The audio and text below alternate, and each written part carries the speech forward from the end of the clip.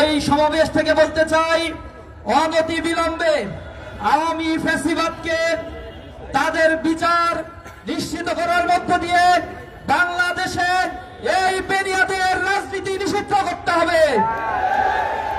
আপনারা জানেন, বিগত 15 বছর যে ফ্যাসিস্ট জালিম এই বাংলাদেশের মানুষের উপরে চেপে বসেছিল, তাদের দ্বারা বিগত 15 বছর 1926টি বিচার বহির্ভূত হত্যাকাণ্ডের ঘটনা ঘটেছিল। এই একটা হত্যাকাণ্ডের বিচার আমরা এখন পর্যন্ত পাই নাই। জুলাই গণ বিপ্লবে এক মাসে 2000-এর কাছাকাছি ছাত্র জনতাকে নির্বিচারে গুলি বর্ষণ করে তারা নিহত করেছে, শহীদ করেছে।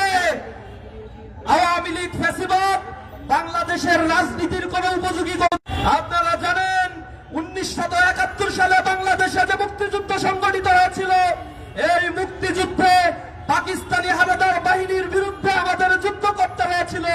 কিন্তু এই বাংলাদেশে 100 বছরের ইতিহাস সাক্ষী সাজাতির বিরুদ্ধে এমন নারকীয় হত্যাকাণ্ডের তৃতীয় ঘটনা এ ভূখণ্ডে আর ঘটে নাই। সুতরাং আওয়ামী লীগ বাংলাদেশে কোন রাজনৈতিক দল নয়, এটি সশস্ত্র সন্ত্রাসী সংগঠন। সুতরাং এই সশস্ত্র সন্ত্রাসী সংগঠনকে অনতি বিলম্বে যদি নিষিদ্ধ না করা হয়, শহীদের রক্তের সাথে বেইমানি করা হবে।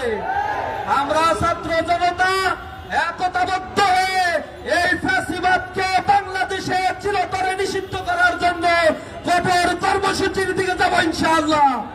সরকারের প্রতি উদাত্ত আহ্বান জানাই, আপনারা যে রক্তের উপরে দাঁড়িয়ে আজ এই শাসন ক্ষমতা পরিচালনা করছেন, দয়া করে রক্তের সাথে গাদ্দারি করবেন না। এই রক্তগুলোর দাগ এখনো শুকায় নাই, শহীদের মায়েদের আত্মনাদ আমরা এখনো দেখতে পাচ্ছি। সুতরাং এই বাংলাদেশে অতি দ্রুত এই ফ্যাসিবাদকে নিষিদ্ধ করবে।